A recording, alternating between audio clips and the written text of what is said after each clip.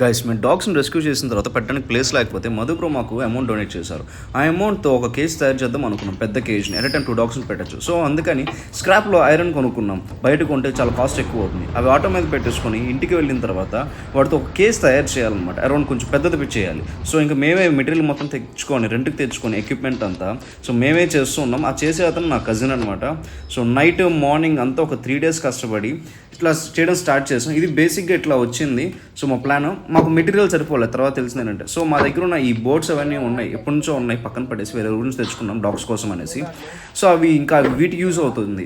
So ఆ boards తోటి మేము సైడ్ వాల్స్ కానీ ఇవన్నీ పెడుతున్నాం. వాటికి వెంటిలేషన్ కూడా ప్లాన్ చేసాం. సో ఎట్లా ఫ్రీ ఎయిర్ వెళ్ళాలని చెప్పేసి. సో అంత కష్టపడి నైట్ అంతా కష్టపడి చేస్తున్నాం. సో మిడ్ నైట్స్ అంతా ఫుడ్ కూడా సరిగ్గా లేకున్నా కానీ.